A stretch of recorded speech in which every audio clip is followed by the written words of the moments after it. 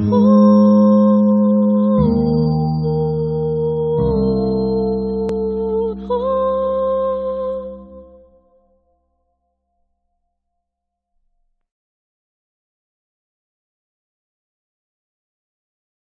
we move on to Professor Vinod Vidwan's paper. Uh, it's actually a demonstration of a great achievement of not only our Shastras, how exact they are, it is an achievement of a contemporary scholar, a polymath.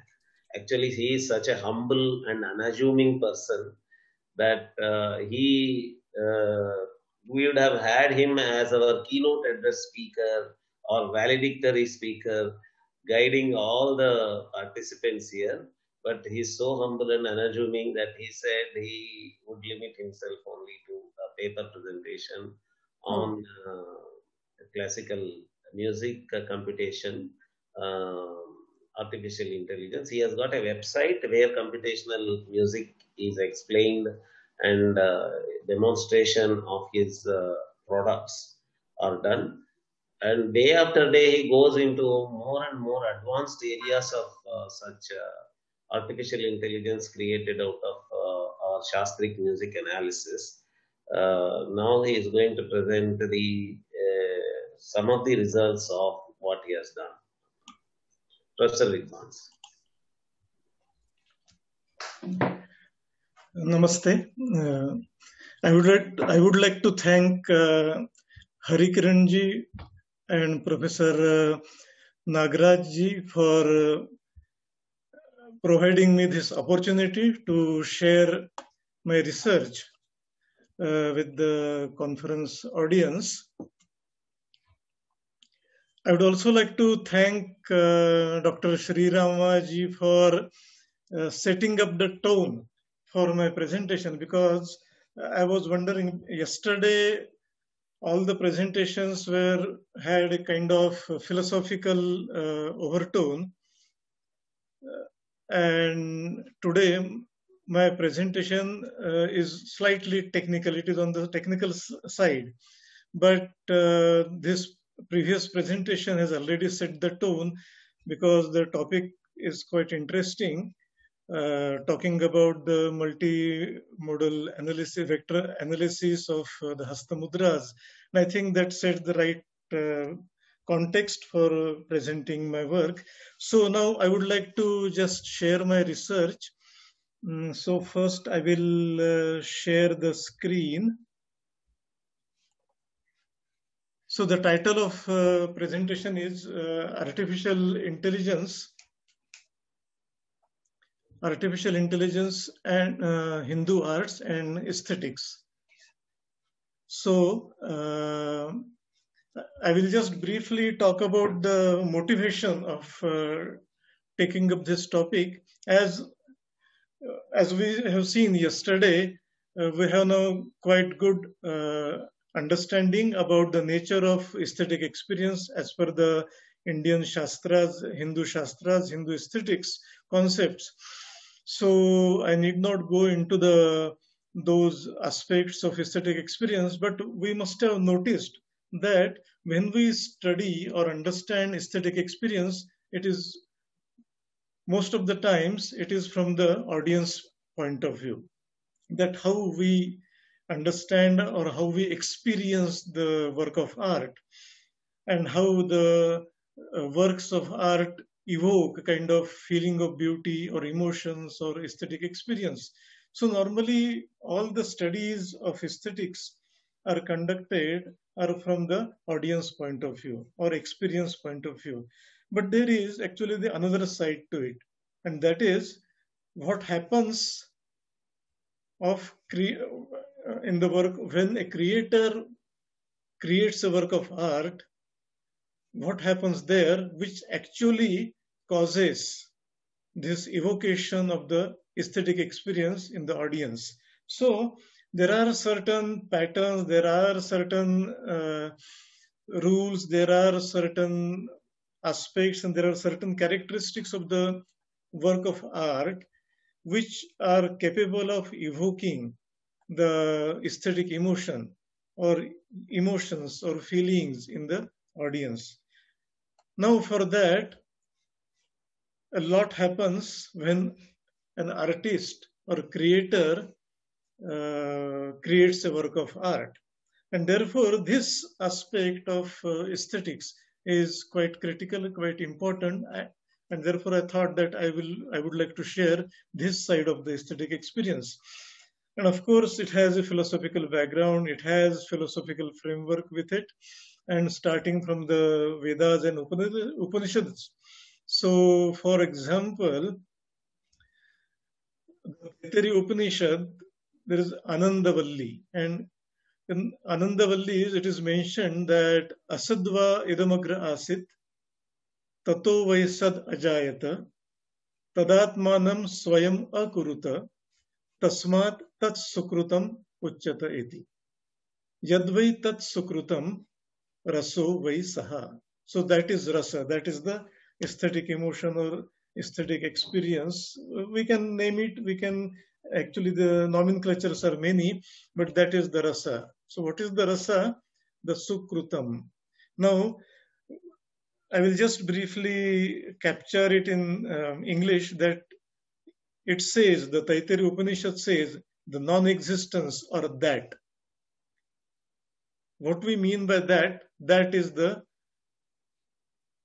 Gunatita Brahman in Vedantic language. Although when we say existed then, and there emerged existence, the Sat, that created itself. That means that Brahman, the Gunatita Brahman created itself, and then the Saguna Brahman came into existence. So that created itself, and therefore it was Sukruta. It is called Sukruta because the Brahman itself created itself, and then we have no option than to say that it is Sukruta, that it is the well-made existence. So the existence itself is well-made as per the Taittiriya Upanishad Anandavalli. And that Sukruta, that is well-made, the existence, the Brahman, Saguna Brahman itself is Rasa. So that is the starting point of this existence as well as the starting point of the Rasa itself. And then that's why we can now maybe slightly try to understand the same statement from Taittiriya Upanishad. And so to say, we can interpret it as creation is the creator itself. The Brahman is the creator of Brahman itself. But the first we say that it was Gunatita. People also call it Nirguna Brahma or Gunatita Brahman created the Saguna Brahman. So creation is the creator itself. So to bring it down to the mundane level, worldly level, where we can discuss various dimensions, various aspects of this phenomenon, we can say that creator transforms his being, his or her being, into a creation. So work of art is nothing but the self-expression. The artist's expression, the artist's being is expressed through the work of art. Then it has also the communication side, and it may have maybe many other worldly dimensions. But initially, essentially at philosophical spiritual level, it is the artist's being that is transformed into the work of art. So every work of art is nothing but the artist's self-expression, the expression of its being, manifestation or articulation of being itself. I think this is very important to understand the entire phenomenon of aesthetic experience. Indian theories of art and aesthetics evolved along various Indian philosophies, Hindu philosophies, schools. And these philosophical and core concepts were borrowed by art traditions and adopted them with certain modifications. So you will see that all aesthetics theory have certain basis, certain context from philosophical schools related to philosophical schools. So, for instance, Vedanta philosophy, it says that the Brahman, sorry,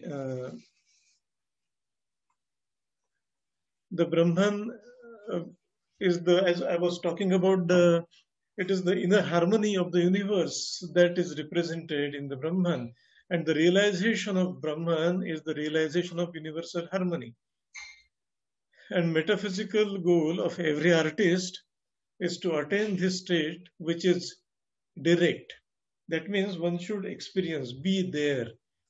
And that state is not mediated. That means there is no mediation, there is no other media that is interpreting or disturbing. It is the first hand pratyaksha experience that you see it, you are part of it, and actually you are that. So that is the nature of aesthetic experience. So Vedanta framework, which happens to be the, interestingly, the culminating philosophical perspective of all Indian views, philosophical views. So it is quite comprehensive in its spirit.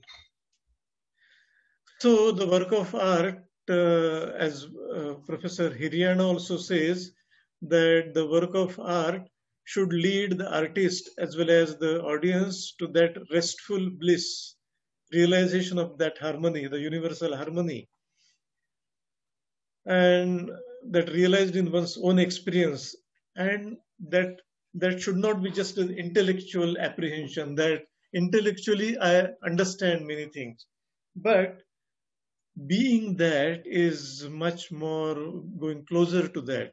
So it is not just the intellectual understanding. We, many of us, we really understand the concepts. We have very subtle shades of meanings of the concepts, but the real yogi understands in terms of being that. So the artist, when actually create work of art, the artist should be there in true sense. Just the philosophical or intellectual understanding is not enough. So to achieve this, when artist is creating, in the process of creation, artist constructs an imaginative world that is complete in itself. The work of art is a complete reality in itself, and artist creates a new reality, complete reality. It's different from this world or this worldly reality, and that's why it can be said that it's a kind of virtual experience. It is unworldly experience. So a performing artist, for that matter, creates an imaginary world or imaginative world, I would say, creative world, using artistic devices, artistic language, poetic phrases, dialogues, rhyming words, beautiful hand gestures, and body postures.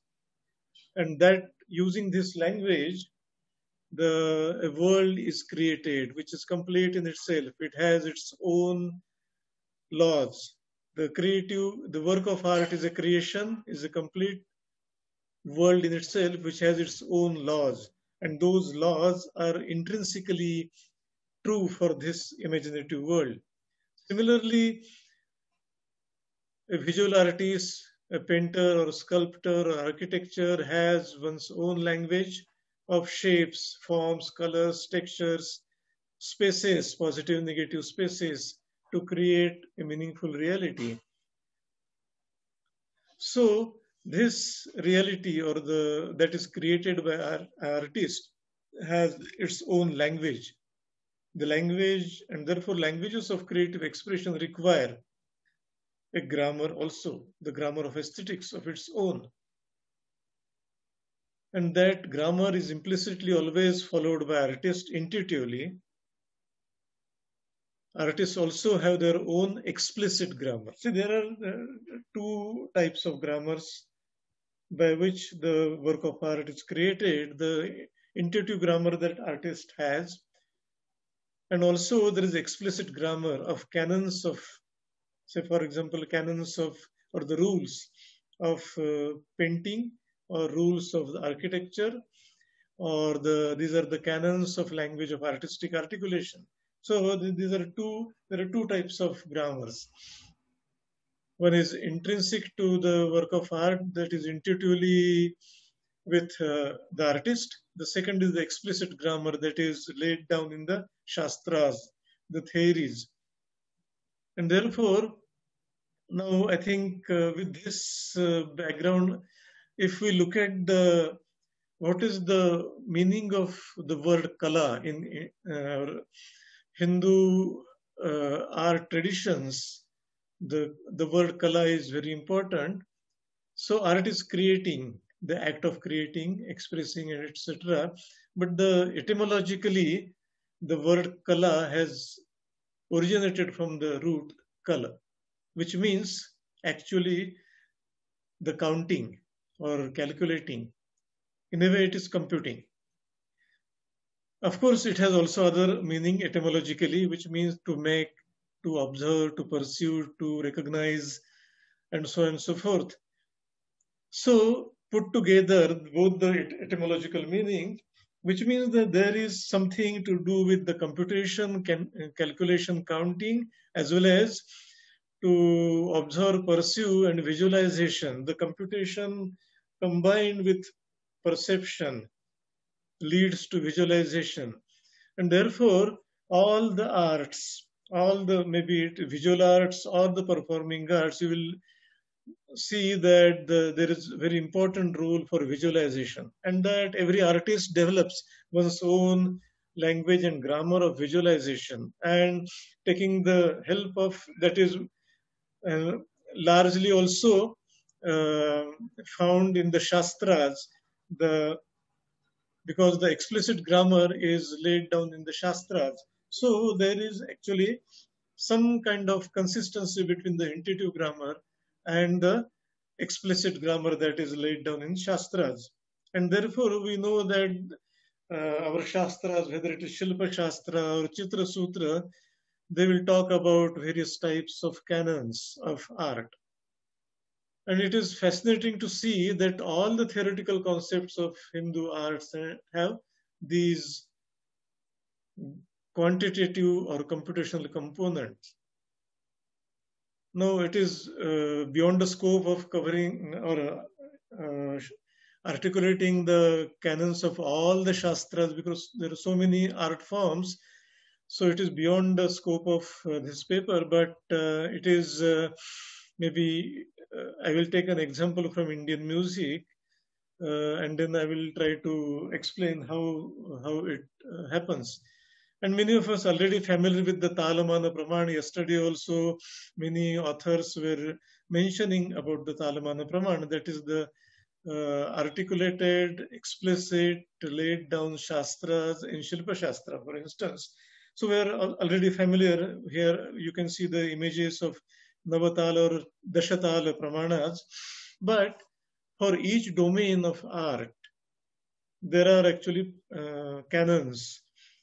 So Chitra Sutra talks about the Chitra canons for Chitra. That is, yesterday there was actually one paper who talked about the Shadanga Siddhanta in Chitra Sutra, Rupa Bheda Pramana Nibhava Lamanya Yojana, and so on and so forth. So similarly, I would like to just take a specific topic of music, Indian music, and just demonstrate and share that how this concept, the basic concepts, create a foundation for aesthetic experience. So the question might arise that how this computability or quantitative side is compatible with the aesthetic experience, which is so abstract and so personal and subjective. So that question is obvious, but you will be surprised to know that this computational aspect, the grammar does not destroy the quality of aesthetic experience. On the other hand, it facilitates the process of attaining the universal harmony, because the universal harmony also has certain structure. Any experience that happens, or that any phenomenon that shapes our state happens in the space and time has a structure. So universal harmony also has a structure. The aesthetic experience also has a structure. And that there exists a deeper level correlation between artistic computation and the relevant desired aesthetic experience.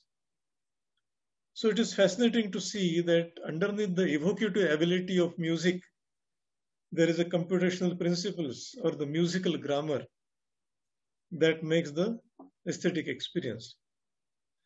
So for that, I will just begin to share something interesting.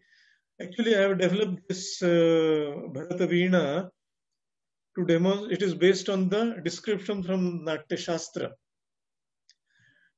So we can see actually that I think we know that rather going into the philosophical discussion, I would say that we can demonstrate that with just one Adhara Shruti or Adhara Swara, Shadja, the entire domain of music can be created. From the seed, the entire Mahavruksha of music can be created, and there is a generative grammar for that. So, for instance, we can show that this is the Shruti, the base Adhara Shruti, and from this Shruti, I'm going to show that the Shrutis are generated, Swaras are generated. After that, the Jatis, Murchanas, Tanas are generated by generative logic, the grammar. And therefore, this understanding of this grammar is very important. For that, actually, I designed this Veena, on which the description, based on the description of Natya Shastra and Sangeet Ratnakar, where we can actually perform the Shruti Nidarshanam experiment or the Sarana Chatushte Prayoga from Natya Shastra. Also, we can show the actually this Veena has the string for Shadjagrama, string for Madhyamagrama, and string for Gandharagrama. So grama can be established on this Veena. And also very interestingly, there is another experiment called Gramantar experiment that can be also performed on this Veena, but this is not the topic for today's paper. So I would like to just skip this part and just come to the focus point, that is how the swaras are established. So if this is the Adhara Shruti here, the entire string of the Bharata Veena stands for the Shadjaswara. It generates the Shadjaswara. And Sangeet Ratnakar says that Vyavahare Tvasau Tredha Rudi Mandro Vidhiyate Kanthe Madhyo Murdhi Taro Dviguna Uttaraha. That means Uttara by ratios we can generate the higher saz, which is shown here. So this is the Shadja, and exactly on the midpoint is the higher Shadja. And then midpoint of this, there is a higher Shadja, and midpoint of this, there is even the higher Shadja, and that is the way the Saptakas, the higher Saptakas are established on the Veena. This can be done on the normal Veena as well. So that is the way Shadja Swara and the higher Shadja is established. Then, very interestingly, the Madhyama Swara is exactly in the between of Shadja and Tara Shadja. And that's why it is called Madhyama Swara, because it is physically it is at the midpoint. So incidentally, it is also harmonic mean of Shadja and higher Shadja. I will not go into the technical details. Similarly, with the 2/3 ratio of Shadja and Tara Shadja, there exists a Panchamaswara, and this can be established here on the Veena. Now, all this is actually based on the Shastra, where Natya Shastra talks about the Shadja Panchama Bhava, Shadja Madhyama Bhava. That means Shadja Madhyama Bhava is Sa to Madhyama ratio, and Shadja Pancham Bhava is Sa to Panchama ratio. So, based on the principles of Natya Shastra, we can establish these two swaras. So, we have now Shadja, Madhyama, Panchama, and higher Sa. Now, using the same logic, Shadja Madhyama, if we can get another Madhyama of the Madhyama, and we establish the Bharata's Nishad here. Similarly, from Shadja Panchama to another Panchama, we get the higher Rishabha, Chatushruti Rishabha of Bharata. And similarly, we can go on the establishing. Now we can actually exactly divide it and come back, bring it down to the our Saptaka, because this is the range of Saptaka, and we can bring that back to the Saptaka. And now again apply the Shadja Madhyam, Shadja Panchama Bhava, and we can establish all the rest of the Shrutis. So you can see that all the 22 Shrutis can be generated and established on the Bharata Veena in the similar fashion. So the very interesting aspect of that is that this was actually known to earlier sages. So it says that tat eva sthanantare, that means shifting the positions, swaramandalatvam iti chakram uchyate. So there is a cycle of called swaramandala. Tatcha parimandalam Angirasa Kashyapadibihi Munibihi Darshitam. That means Angirasa and Kashyapa Muni has already shown this Swaramandala in their treatises, and this is mentioned by Abhinav Gupta. That's why Abhinav Gupta becomes very important source for all our current and knowledge of ancient Shastras. So this is actually, this was known, this Swaramandala principle was known to earlier sages, and therefore this is very important. Now, what happens with this? This, you can see the web of Shrutis here generated. Now, this leads to the Shruti Darshanam experiment that is mentioned in Natya Shastra. So, what it says that there, this Saranas, I'm not going into the details of Sarana Chatushtaya, but this is the first Sarana where we have changed the position of Sa to the lower Sa, or here maybe Panchama to the lower, the one Shruti lower Panchama. Similarly, in this second Sarana, the two Shruti distance is shown. This Bharata's Gandhara is joined with the Bharata's Rishabha. And similarly, the three Shruti distance and the four Shruti distance are shown in these Saranas. So this Sarana experiments helps us in establishing the various ratios of between and among Shrutis as well as the Swaras. So it is quite complicated experiment, but I don't want to spend time on this right now. Now, what happens with this? With this, we get the various relationship or bhavas, Shadja Panchama, Shadja Madhyama, Bharata's Rishabha and Bharata's Dhaivata Bhava, Bharata's Gandhar, Bharata's Nishad Bhava, Rishabha Dhaivata Bhava, Gandhar Nishad, which is, according to Bharata, it is the Antargandhar and Kakali Nishad Bhava, and so on and so forth. So, with this, we get Samvadi Swaras, Vivadi Swaras, and rest of the Anuvadi Swaras. And that's why and of course, with these Anuvadi and Samvadi Swaras, we get also many other concepts from Natya Shastra, that is Amsha Swaras, Graha Swaras, Nyasa Swaras. Here, actually, it is quite intricate and detailed, so I'm not going into that aspect.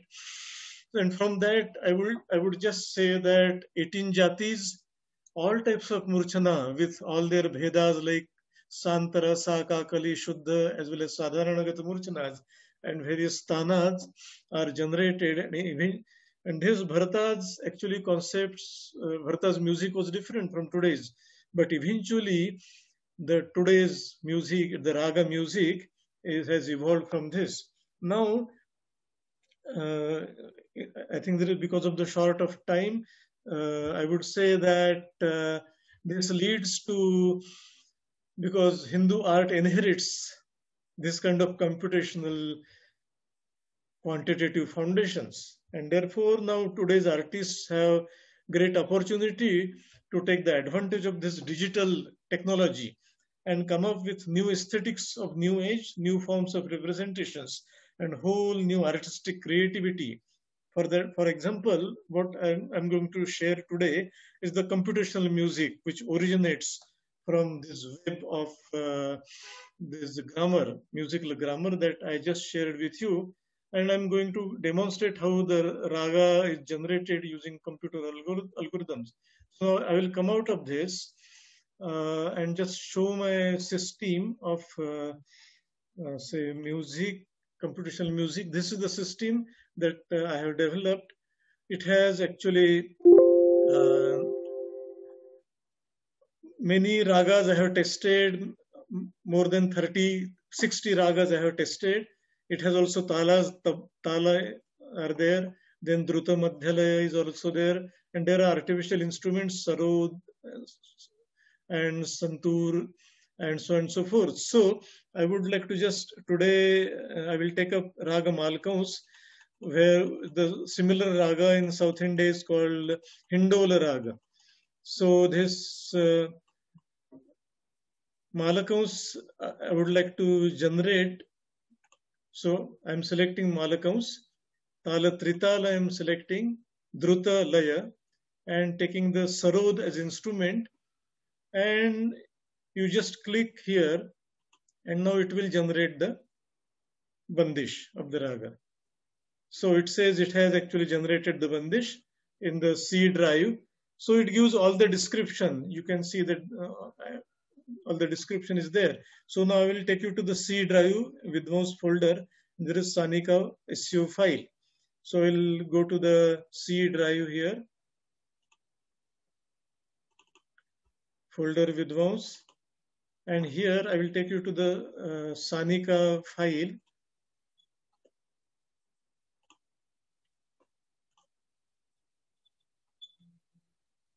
Where I will show you the file that is generated. Yes, this is the Sanika. You can see it is just created 10:32 today, 10 o'clock 32 minutes. So just now it created, and this is the file that is generated by the computer. Now it has the selected raga is Malakams, Tala Trital, Druta. Base bol value is 0.76 milliseconds, and so on and so forth. This is the entire file. This is the description of the generated raga. You can see here. And also the file is quite detailed, where it also tells you about the which swara is for how long it is played. For Komal Gandhar to Ma, it is 0.3 seconds. From Ma to Komal Dhaibat, it is 0.76 seconds, and so on and so forth. So this is the textual file, which is actually useful for all kinds of analysis. So this is the file that is generated. Now I will convert this file into the audio file so that we can listen to the raga that is generated. So now it will generate the ZA file here. It has now started converting the text file. Everything is now, it takes few seconds, maybe 20 to 30 seconds to convert this text file into a sound file so that we can listen to the music. And this is completely generated by computer. I have not done anything. I have just selected and clicked the buttons, nothing else. So system is artificial intelligent. It is based on the rules from the Natya Shastra, and these rules are just creating the composition by themselves. And even I don't know what kind of composition it will generate. So every time it's a surprise. Every time a new composition is generated by artificial intelligence. So it also shows that our Shastras are so accurate in terms of the description. It says there's zero errors, so there are no errors in this composition. So now this file ZA is created. Just now you can see here 10 o'clock 35 minutes. Now I will just play this file. just tell me whether it is audible to you or not.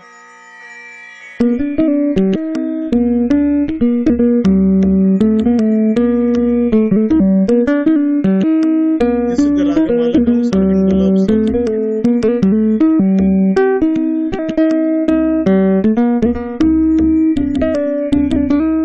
Is it audible to you?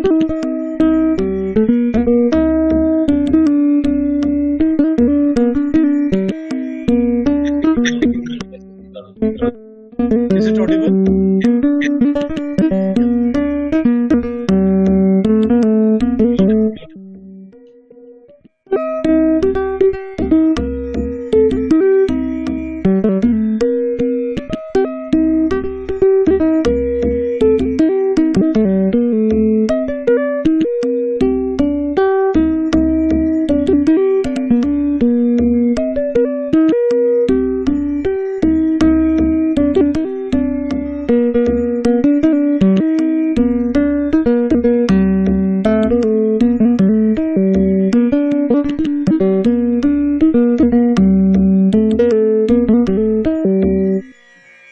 Yes, so that is the way it generates the music and you can listen to the music. So now I will come out of this.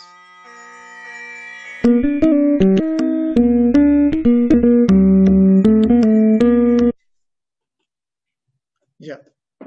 So yeah, that's what actually I just wanted to share with you.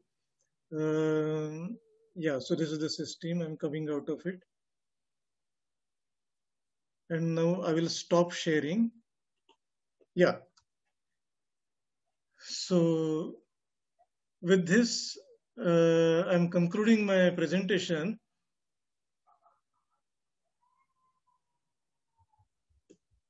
Am I audible to you? Yes, you are audible. Yeah. Okay, okay, yes. So could you listen to the music generated by AI system? Yes, we could. Yes. Okay, okay, okay. Thank you. That Thank was you. melodious. A computer can be so melodious is unimaginable. It was really melodious as by a human person. Okay, so with this, I would like to conclude this presentation. I think this is quite assuring that if we go deeper into the Shastras and if we can just read through, have close reading of the sutras and shlokas from Natya Shastra, the all knowledge is there. And as yesterday, Navneet Ji Bhatt was saying that Vedas are not lost. Actually, Vedas are always there because they are Sarvakalik and Sarvadeshik. So how we can lose them? So it is said that there were 1,000 shakhas of Samavedas, but we don't know all of them today. There are only 3 shakhas today. But I think we can reinvent them because they are Sarvakalik and they are still there. They are still around. Only we need to reinvent or discover them from whatever is available. So all the sutras and shastras, shlokas, whichever are available, they provide us leads to the ancient theories, ancient perspectives. And I think this is quite reassuring that based on the Natya Shastra, we can really, not only we, the computers themselves can generate music. So it's a kind of, so to say, scientific proof of the accuracy and authenticity of Indian Shastras. Thank you very much.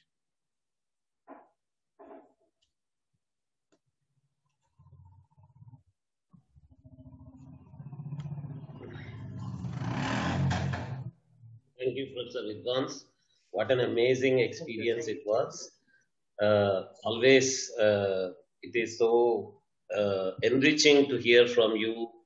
You started from the philosophical foundations of Taittiriya Upanishad, and you went to how art is the self-expression of the artist, and how artist creates his own world. अपारे काव्य संसारे कविरेक प्रजापतिः Yes. यथास्मै रोचते विश्वं तथेदं परिवर्तते. Was said for Kavya by Anandavardhana. That can be said for all the arts. Apare kala samsare Yes. Yes. kalakara eva prajapatihi yathasmai rochate vishwam tathaiva pratyate. So you said that in a beautiful way, and you showed how that world, the intrinsic and extrinsic principles of arts are explored by the Shastra in such an exact way that if you translate that into computation, it can convert a stupid machine into an intelligent human being. That is what computers are called. Computers, Yes. actually, by themselves, they do not have any intelligence. All the intelligence is given by the coder. So how the principles laid out in our Shastras are so exact that when you translate them into coding, they can create this. And Professor Vidwans recently was telling me that his current project is to work on emotional evocation from music. That's a fascinating field. Actually, many of my friends have been asking me about the connection between music and emotions. And those days, I should confess that I used to tell them that to establish such an emotional music relation is very difficult, almost impossible. Though some Shastras mention such a relation, that is impossible. But now Professor Vidwans is bringing out that kind of relation also in a very highly computationable way. There are some questions from the audience, and one of the questions is by none other than the great professor, as great as Professor Vidwans, Professor Balaram.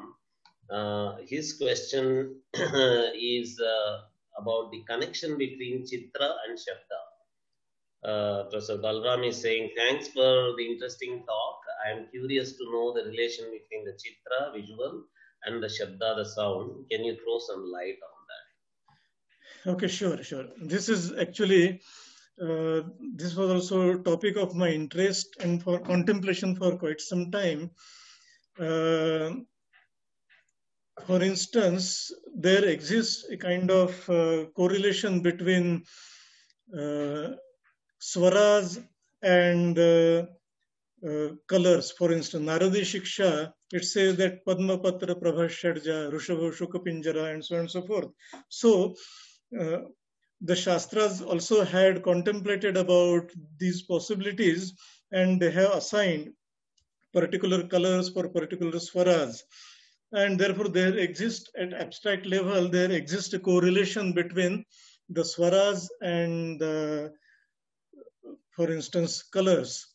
Similarly, the shapes and the forms can be correlated with the shabdas.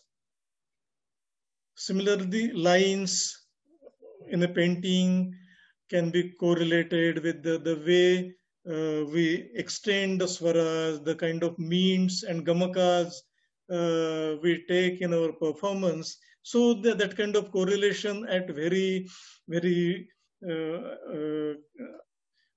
basic physical level is possible. But apart from that, when we take it to the artha, the meaning level, then there are also some kind of correlation and the patterns of association between the patterns of shabda and patterns of the swaras and patterns of the colors which are exhibited in a painting can be correlated. Of course, this kind of correlation we cannot simplify. See, simplification is a tendency among many theoreticians, but that simplicity is not so simple as it is thought. So that association is at quite deeper level, and therefore, for example, Ragamala painting. There was a presentation yesterday on Ragamala painting also. So the artists have explored the Ragamala through Ragamala painting, that can we associate Chitra with the music ragas, and also they have actually followed the description of the bandishes, of then prevalent bandishes, and try to depict the description of the bandish, that the description of shabda into the forms. So at various levels, the association between the shabda and chitra, the swara and colors, and various aspects of painting can be correlated with the various aspects of music. Similarly, the aspects of kavya are also can be associated. So yes, it is possible.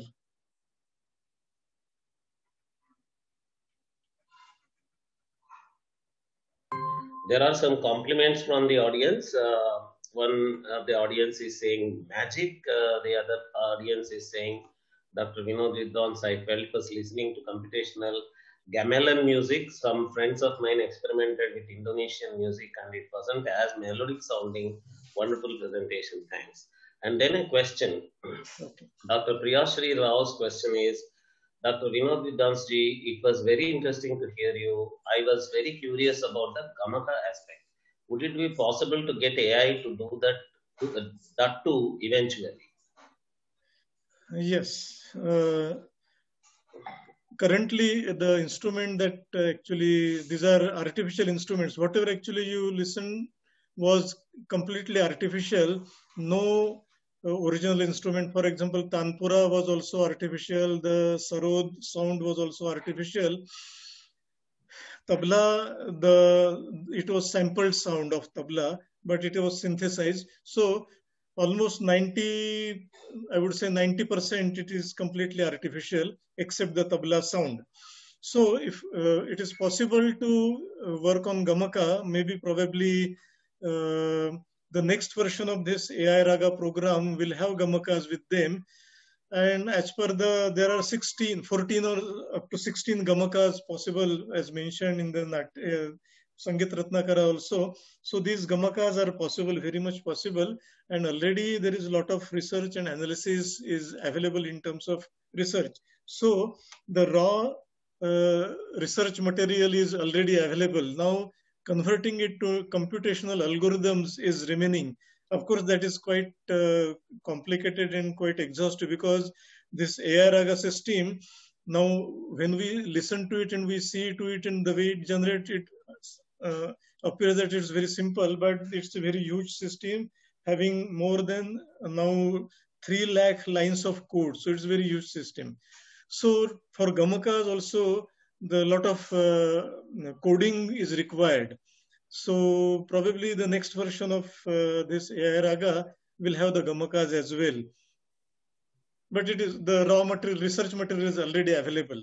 The nitty-gritties of Gamaka, the musicians have understood, even theoreticians have also understood, and that is clearly mentioned in Shastras. So it's just a matter of coding that. There is another question. Can I set ancient Rag Malashri or any other present day Rag in Gandhar Gram? I want to know different grams.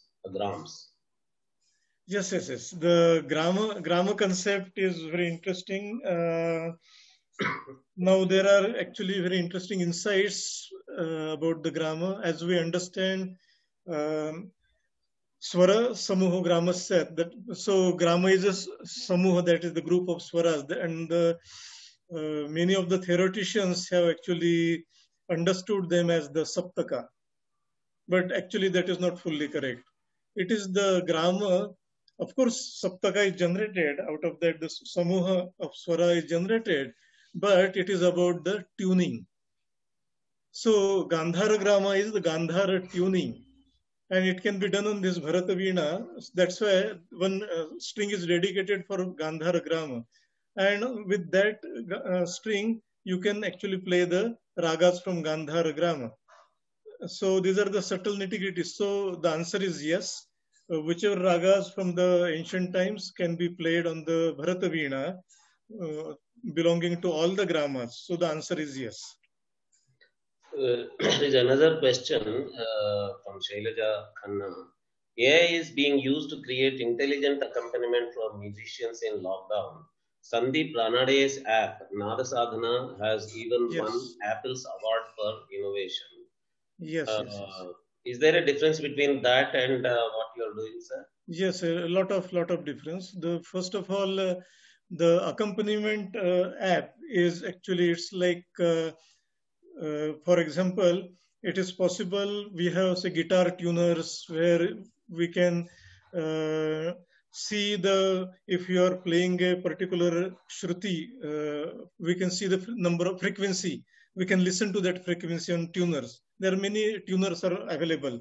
Now, what it does, it captures the currently played shruti or swara, and then just it echoes it. Now, for that, of course, there is a ability to capture that and then frame it properly and then reproduce it.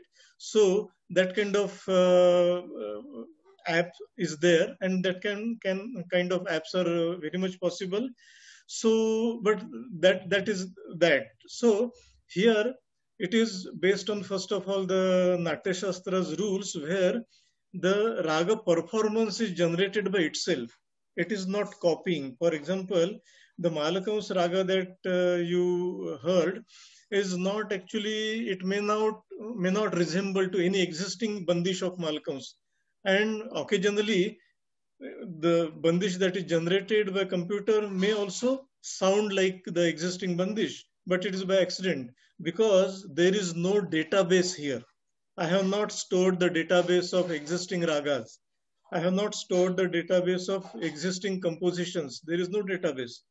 Everything is generated as I showed. The swaras are generated, the relationships are generated, and after that, the ragas are generated from those swara relationships. So everything is generated on the fly, and there is no database at all. So every time it generates afresh, and for me also, it is always a surprise that what kind of composition it will generate. So there is a lot of difference. The accompany it is like somebody is accompanying a vocalist and the vocalist himself. So that is the kind of differences there. Yeah, Shailaja Khannaji, recently I also got into this experience of digital music composition, and I can also vouch for this that this accompaniment softwares are just converting the vocal notes into the MIDI notes, instrumental notes. And I know many of them, and there is a wonderful software called Sonic Visualizer, which exactly creates the MIDI notes from the vocal notes. And that is what these kind of accompaniment softwares are doing. Shailaja Karnaji is also making a negative comment that the Malkos I heard from the computer is not really looking like Malkos. So Yes, this yes. is It not is very much possible. demonstrating. Yes. So please go ahead. Yes, yes, yes. It is very much possible because currently the bandishes of Malcolms which are there, they are already originated from certain specific gharanas or certain specific popular musicians.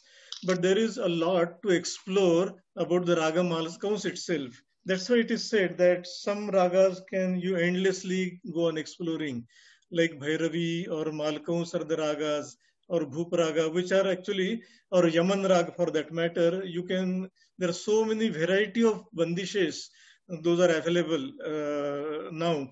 So it is always possible to explore and come up with new bandishes and for existing ragas, which are different from the existing bandishes.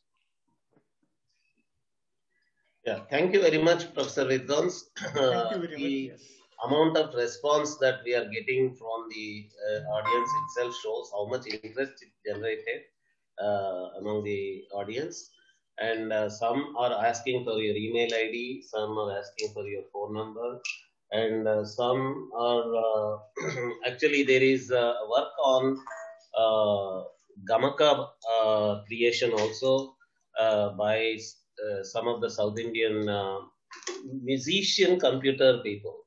Yes, And yes, yes. one of the audience is suggesting that one Gamaka box is already created and all that. Yeah, those of you who are interested in Carnatic music composition from the notation, this Gamaka box and other Gamaka related activities are very useful for you. But this artificial intelligence activity is totally different. It is making the computer independent in creating the music, whereas the Gamaka box and other softwares, what they do is they uh, translate your coding and they help your not even coding notation. Your they help you how to notate the gamakas. They help you how to notate in the transcription of music. That is what it does. Yeah, okay. So thank you very much, audience, and thank you very much, Professor Vidwans. Now Yes, thank you. Yes.